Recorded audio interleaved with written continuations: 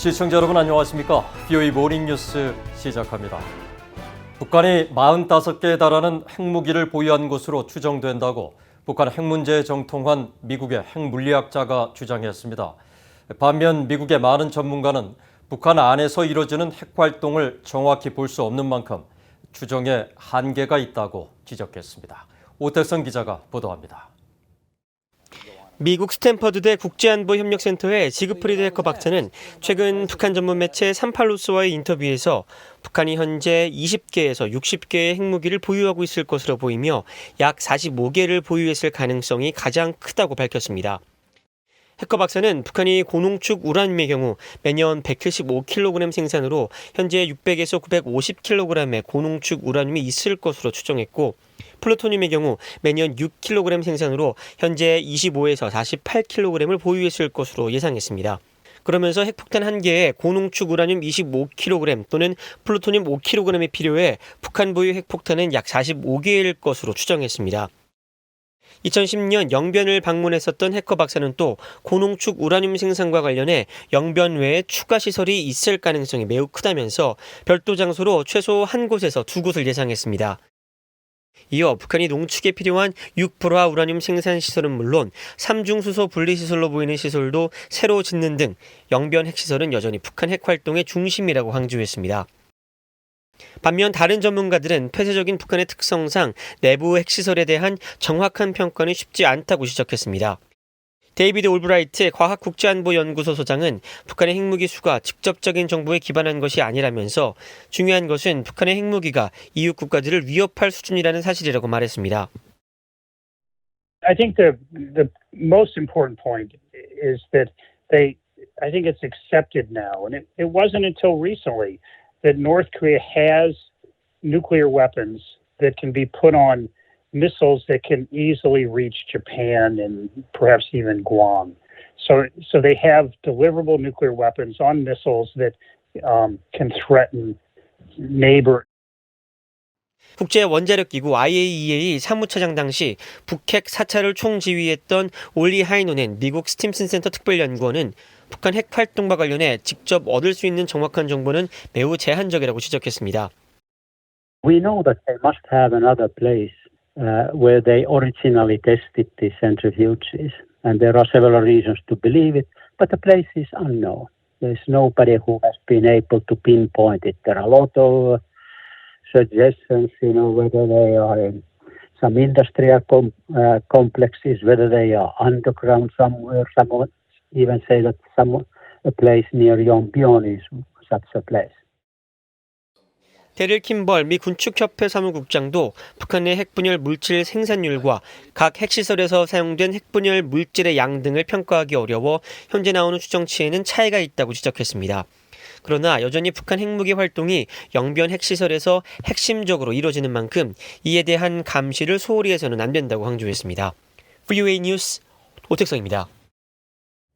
북한 정권이 최근 잇따라 대미 비난 담화를 쏟아낸 건 바이든 행정부의 대북 정책 방향에 대한 불만을 나타낸 것이라고 미국 내 전문가들이 분석했습니다. 특히 북한의 비난은 미한 정상회담에 앞서 한국의 문재인 대통령이 바이든 대통령에게 대북 제재 완화를 요청하도록 압박하려는 의도란 분석도 나왔습니다. 조은정 기자입니다.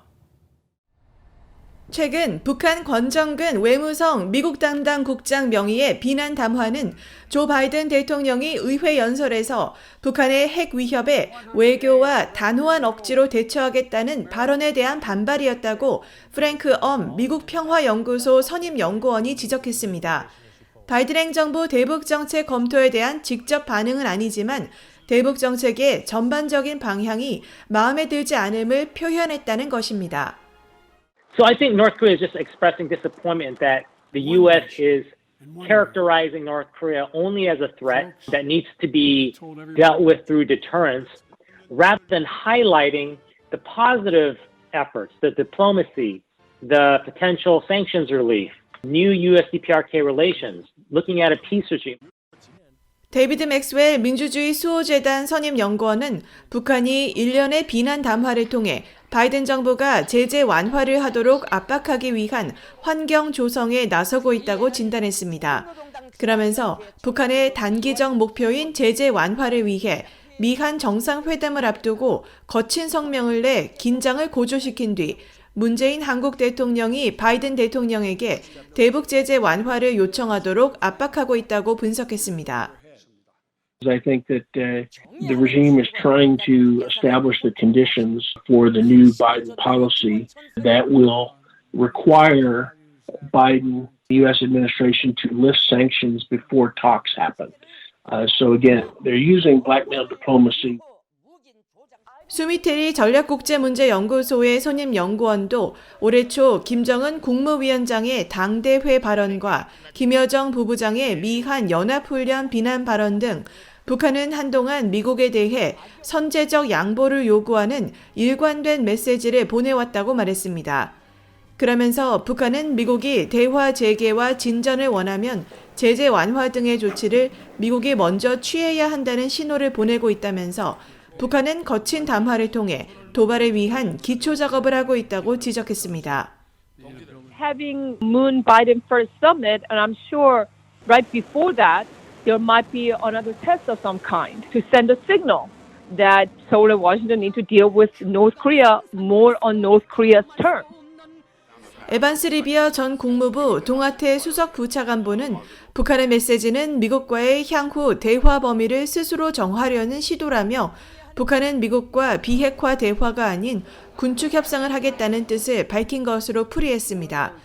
그러면서 북한이 담화를 통해 사실상의 핵 보유국으로 남을 것이며 인권 상황에 대한 토론을 받아들이지 않고 북한에 대한 적대 행위, 즉 미한 상호 방위 조약과 주한 미군, 핵우산 철회 등을 요구할 것임을 분명히 한 것으로 평가했습니다.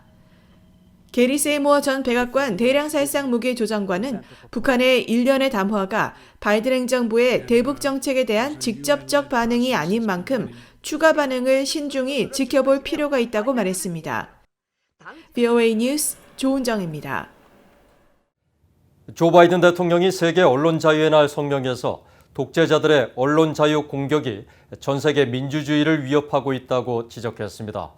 북한은 언론 자유 상황을 분석하는 여러 국제 보고서에서 해마다 최악의 국가 중 하나로 꼽히고 있습니다. 이조은 기자입니다. 유엔은 1993년 12월 20일 유네스코의 권고로 매년 5월 3일을 세계 언론 자유의 날로 선포했습니다. 정부의 억압으로 언론의 독립성이 위협받고 많은 언론인들의 진실을 밝히면서 생명을 위협받고 있다는 사실을 상기시키기 위한 유엔의 결정이었습니다. 미국의 조 바이든 대통령은 3일 성명을 통해 언론인들은 진실을 밝히고 권력 남용을 감시하며 권력자들에게 투명성을 요구한다고 밝히고 이들은 민주주의 기능에 없어선 안 될 존재라고 강조했습니다. 특히 독재주의자들은 자유 언론을 훼손하고 진실을 조작하거나 허위 정보를 퍼뜨리기 위해 노력하고 있다며 이런 공격은 전 세계의 민주주의에 대한 위협에 불과하다고 지적했습니다. 토니 블링컨 국무장관도 전날 성명을 통해 정보화 지식은 강력한 도구라며 자유롭고 독립적인 언론은 대중들이 스스로를 보호하고 정보에 입각한 결정을 내리며 정부 관료들에게 책임을 묻는 데 필요한 정보와 대중을 연결하는 핵심 기관이라고 밝혔습니다. The Biden-Harris administration is committed to putting human rights back at the heart of our foreign policy. That includes press freedom. People everywhere should be free to express their beliefs, to hold opinions without interference, to seek, receive, and share information and ideas. It's even written into the Universal Declaration of Human Rights. 세계 언론 자유의 날의 근간은 언론 자유와 독립성을 보장하는 빈트우크 선언입니다. 30년 전인 1991년 아프리카 언론인들은 나미비아 수도 빈트우크에서 열린 유네스코 회의에서 언론의 자유와 다원주의, 독립성을 보장하기 위한 언론 자유 원칙에 관한 빈트우크 선언을 발표했습니다. 이들은 이 선언을 통해 국가는 언론인을 보호하고 시민들이 표현의 자유를 행사할 수 있는 기회를 적극적으로 제공해야 한다고 강조했습니다. 또 국가는 언론을 통제하지 말아야 하며 언론에 대한 독점권을 국가가 가져선 안 된다는 내용 등이 선언에 담겼습니다. 빈트유크 선언 30년이 지난 지금 일부 국가들에서는 여전히 언론 자유가 보장되지 않고 정부가 언론인들의 활동을 탄압하는 일들이 벌어지고 있습니다. 특히 북한 내 언론 자유는 계속 세계 최하위 수준에 머물고 있습니다. 국제언론감시단체인 국경없는 기자회가 지난달 발표한 2020년 세계 언론자유지수에 따르면 북한은 평가 대상 180개국 가운데 아프리카 국가 에리트리아 다음으로 최하위인 179위를 기록했습니다. 미국 국무부도 매년 발표하는 북한 인권 보고서를 통해 북한 정부가 출판과 방송, 온라인 매체 등을 철저히 통제함으로써 북한 주민들에 대한 정보를 차단하고 있다고 지적하고 있습니다.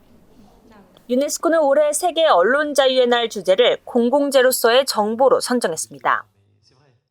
유네스코는 정보는 모든 사람들이 비용을 지불하지 않고도 이용할 수 있는 공공재로서 사회 전체의 이익과 직간접적으로 연관된다고 밝혔습니다. PA 뉴스 이존입니다. 세계 주요 7개국 외교장관들이 영국에서 열린 G7 외교장관 회의에서 북한의 완전한 비핵화 목표를 유지하기로 합의했다고 모테기 도시미츠 일본 외무상이 밝혔습니다. 모테기 외무상은 3일 G7 외교장관 회의 직후 기자회견을 통해 북한의 완전한 비핵화를 위해 모든 대량 살상 무기와 모든 사거리의 탄도미사일에 대한 완전하고 검증 가능하며 돌이킬 수 없는 폐기 목표를 유지하기로 합의했다고 밝혔습니다. 또 유엔 안보리 대북 결의를 완전하게 이행하는 것이 중요하다는 데에도 G7 외교장관들이 뜻을 같이 했다고 말했습니다. 이번 회의엔 미국과 영국, 캐나다, 프랑스, 독일, 이탈리아, 일본 등 G7 회원국 외에 유럽연합 EU와 한국, 호주, 인도 등이 초청국으로 참가해 북한 문제와 미얀마 사태 등 국제 현안을 논의했습니다. 중국이 새 대북 정책 검토를 완료한 바이든 행정부에 대북 제재 완화와 북한과의 대화를 촉구하고 나섰습니다. 유엔 안전보장이사회 5월 순회 의장을 맡은 중국의 장균 유엔 주재 중국 대사는 3일 미국의 대북 정책 검토 결과가 극단적 제재를 강조하기보단 외교적 노력과 대화의 중요성을 부여하길 바란다고 밝혔습니다. 장 대사는 또 미국의 대북 정책 검토 결과에 대해 더 많은 연구가 필요하고 매우 주의 깊게 살펴봐야 할 것이라면서 미국과 북한 모두 도발적이고 대립적 행동을 삼가야 할 것이라고 말했습니다. 국무부는 지난달 중국과 러시아의 잇따른 대북 제재 완화 요구에 대한 BOA의 논평 요청에 대북 제재는 북한 정권이 행동을 바꾸고 폐쇄된 국가의 인권 상황을 개선하도록 압박하는 데 효과적인 수단이라고 강조했었습니다. 또 같은 달 27일에도 대북 제재는 북한의 민생이 아닌 핵과 미사일 개발을 겨냥한 것이라며 중국과 러시아, 한국 내 일각에서 제기되는 대북 제재 완화 주장을 일축했습니다. 한국 내 북한인권단체와 탈북민 단체들이 북한 주민들의 알 권리를 위해 대북전단 살포 행위를 계속할 것이라고 밝혔습니다. 한국 내 북한인권단체인 한반도 인권과 통일을 위한 변호사 모임 한병과 탈북민 단체인 북한인민해방전선 등은 4일 한국 국회 앞에서 집회를 열고 한국 정부가 표현의 자유를 억압하면서 최근 대북전단을 살포한 박상학 자유북한운동연합 대표에 대한 수사에 착수했다며 대북전단 금지법 개정을 촉구했습니다. 단체들은 북한 주민들의 알 권리 충족과 한국 내 표현의 자유 보장을 위해 대북전단 살포 행위를 지속할 것이며 더 많은 활동을 통해 제2, 제3의 박상학 대표가 계속 나오게 할 것이라고 밝혔습니다. 이날 집회에 함께 참석한 한국국회 국민의힘 소속 조태영 의원은 대북전단 금지법에 대한 헌법 소원이 제기됐고 국제사회의 비판도 계속 이어지고 있다면서 조만간 미국 국무부 북한인권 특사가 임명되면 대북전단 금지법은 반드시 문제로 부각될 것이라고 밝혔습니다. 이상으로 BOA 모닝뉴스를 마칩니다. 시청해주신 여러분 고맙습니다.